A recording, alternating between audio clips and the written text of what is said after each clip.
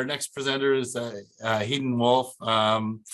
Hayden's with Bloomfield AI. Bloomfield is doing some great research, and actually, well, they're now in commercialization, doing some great, get some great products, and really trying to help the farmer get an understanding of the health of their crop.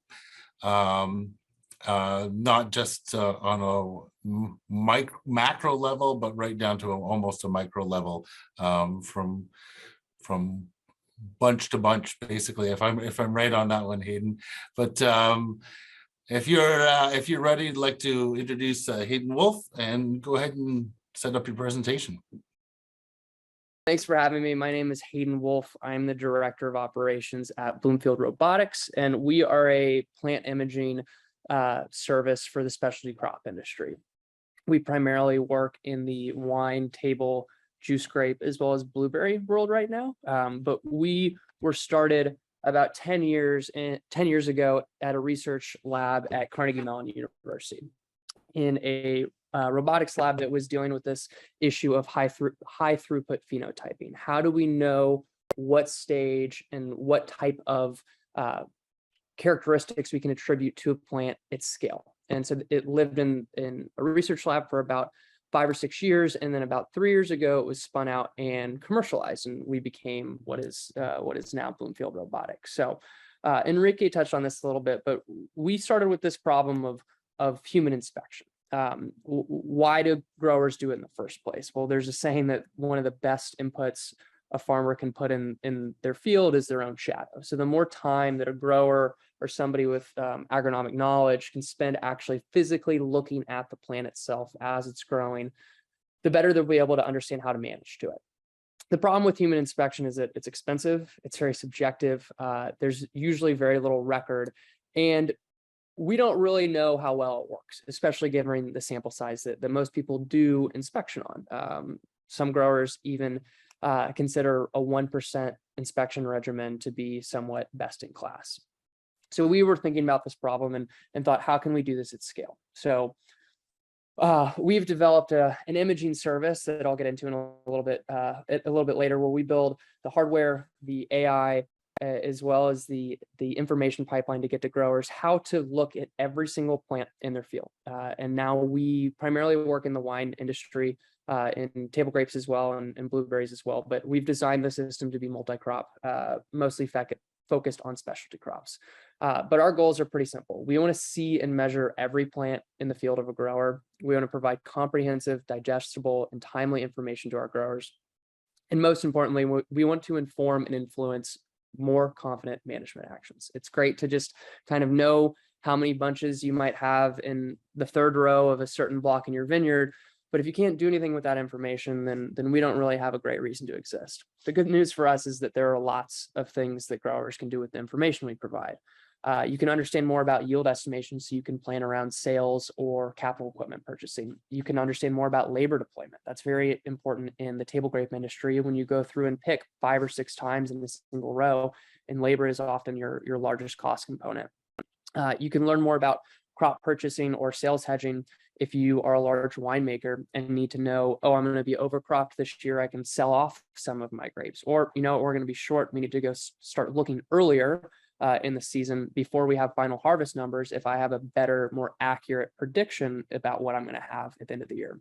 We also hear use cases around making more precise and more profitable insurance claims.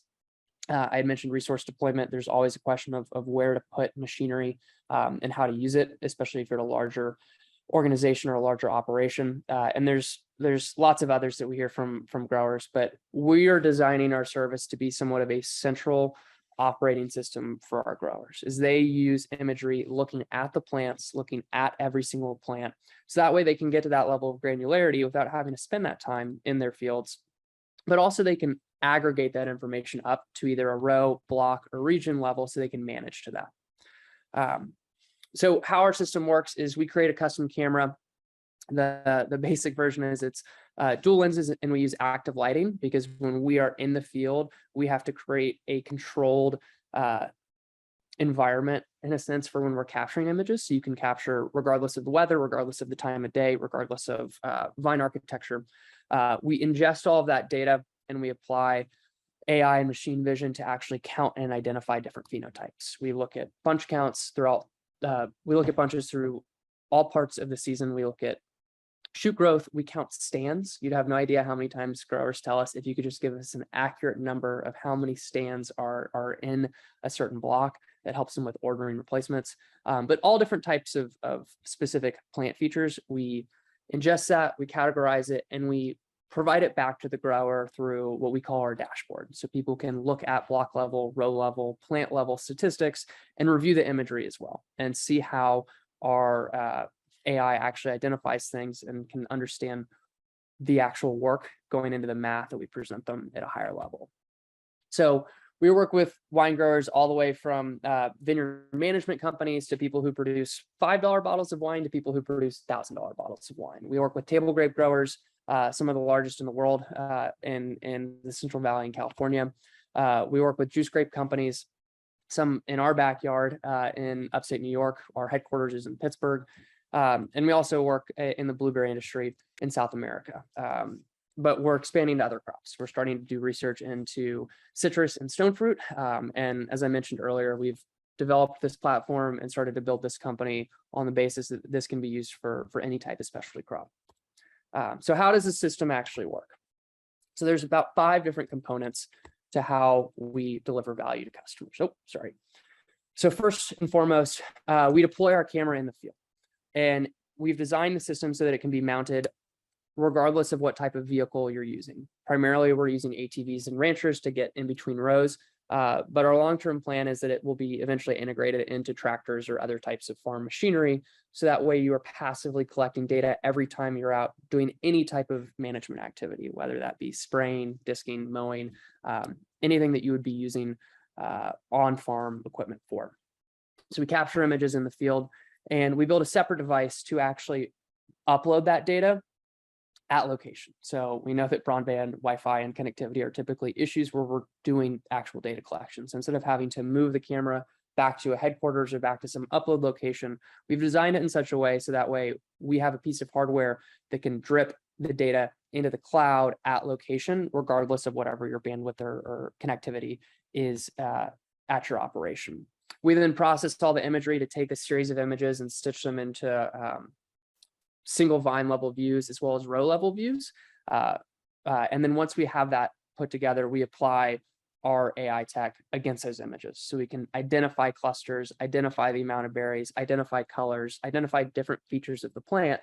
And then we take that information, we compile those statistics up to a block level or a row level and something that's more digestible for growers. So one thing that people might be asking is, well, how do you apply this to a lot of different crops? You're in grapes right now, but what changes? Where's the cost to you guys as you get bigger? So the good news for us is that everything on the front half of the process stays the same regardless of what crop you're working with. Image capture is the same. Uploading data is the same process, and processing that imagery is the same regardless of crop type. Where we have to change is when we develop new AI applications depending on the crop. So what we'll want to be looking for in citrus is different than what we'll want to be looking for in grapes or blueberries. And how we transform that information into something that's actually useful for a grower to actually go do some type of management activity will change on a crop by crop basis as well. So some of the analysis that we delivered this year for kind of our first year in commercial use for our grape growers were around cluster density, heat maps, block level and row level yield statistics early in the season, as well as veraison mapping. So as I mentioned earlier, for some of our table grape customers, knowing where grapes are coming to maturity faster is helpful for operators to know where to place labor, not just, oh, it's on the north side of the block or the west side of the block, but I want to know specific rows and specific row sides that have the highest density of mature clusters. So that way, when I run my first pick, I have the most efficient use of that labor that's placed out in the field. And then on the cluster density side of things, we've heard back from growers that this is helpful in terms of just applying different irrigation hotspots or fertilizer hotspots, depending on how they're seeing their plants evolve throughout the season. And we roll all these up into block level statistics. So that way things can be managed at a block level or at a row level if that's something that a grower chooses to do. The other thing about our platform is, should you want to go and look at the images yourself, you have the availability to do that. You can navigate through every image that we take that's stitched together, and you can see how the AI is actually working. You can see it be identified on the cluster, on the leaf canopy, on the shoot, if that's something of interest. Or if you want to go and do some self-scouting for things that might only be perceptible to you, if there's a disease that pops up, or if you see a habit with a certain section of a block or of a ranch that you've noticed in the past, we provide a record of that data for you to actually go investigate that at a deeper level.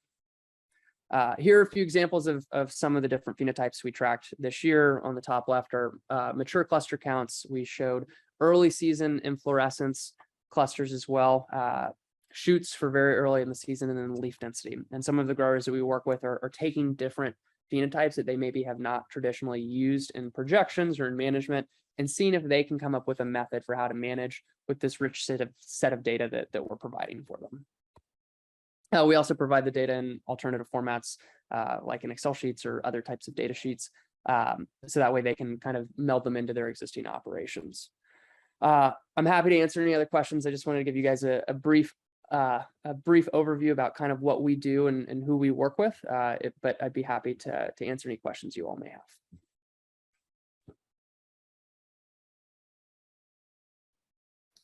Sorry, Hayden, I didn't have my camera on. Thank you so much. Really appreciate it.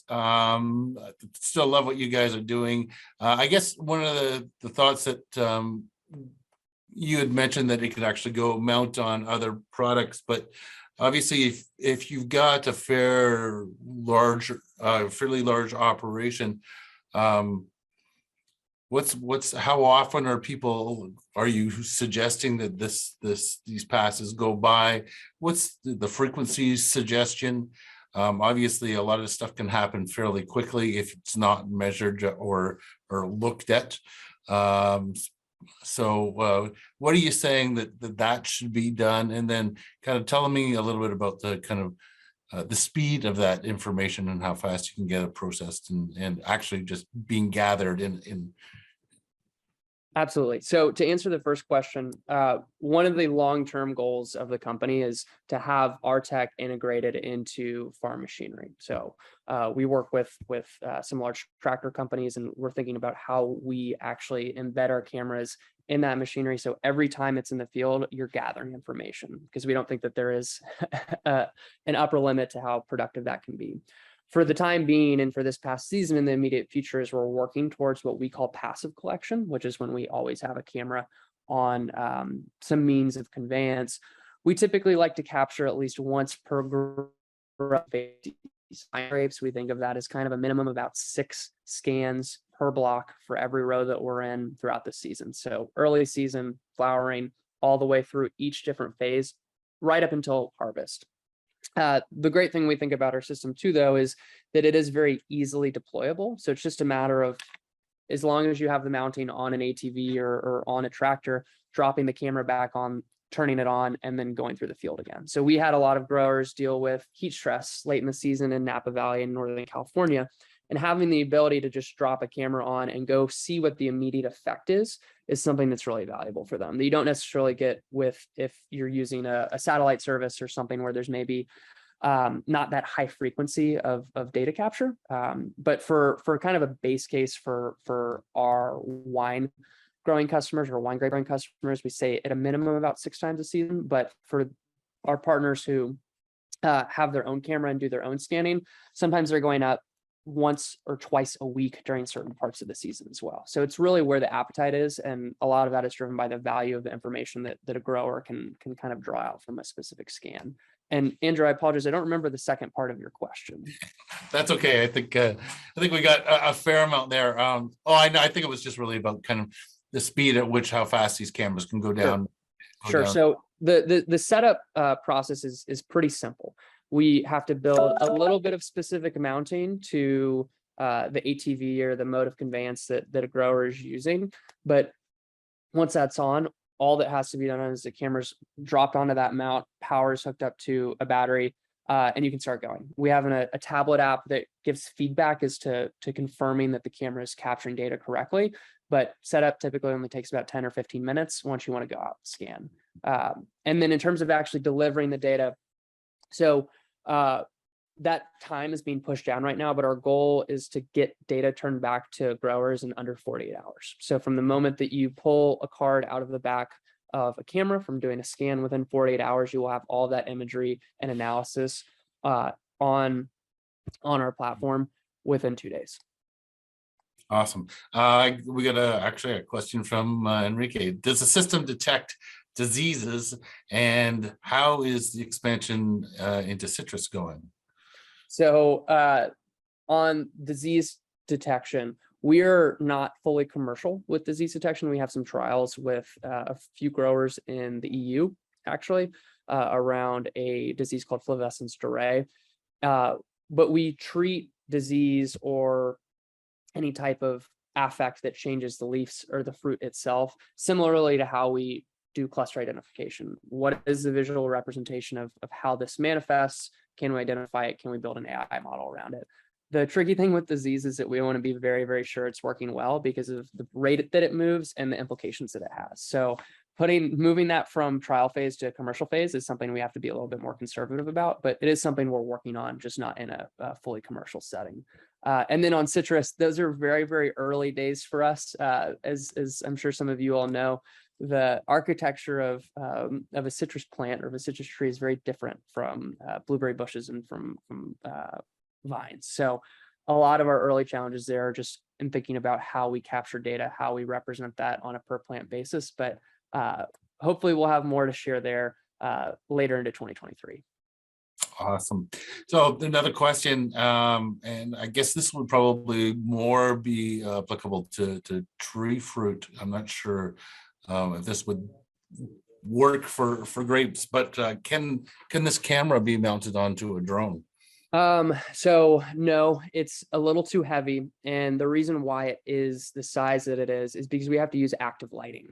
So in order to create the same conditions for every image that's taken, there's lighting built into the actual camera that negates any differences you might have due to natural sun position, due to weather, due to the shade cast by the plant itself. And because of that, you do have to hook up to an external battery or integrate into the battery of a machine. So it's a little too heavy to be on a drone.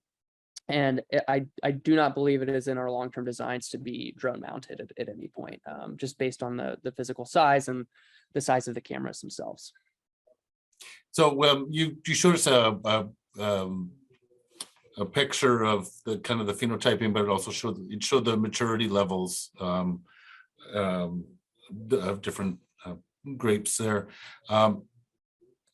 Your commercialization now. So are you getting feedback from producers on, okay, now I get a better understanding of where I can harvest? You talked about it, and what's been the kind of the cost savings, cost benefit, financial benefit of it you've seen so far?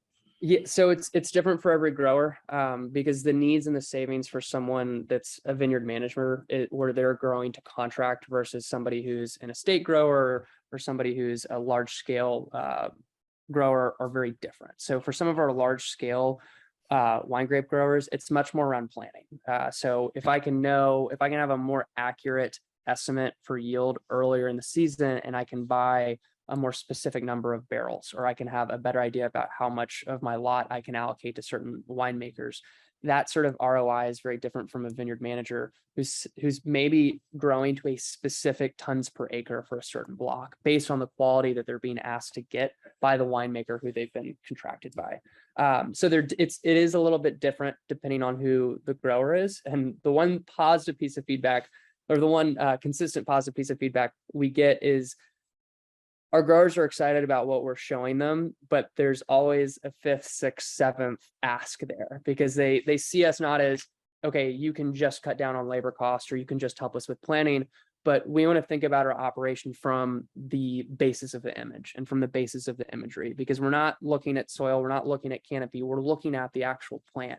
And there's so much information that can come off of a single image that we can do a lot of different things with how we change our operation based on that. So I wish I had a simpler answer or one that was more wide ranging, but it's very different depending on who the grower is.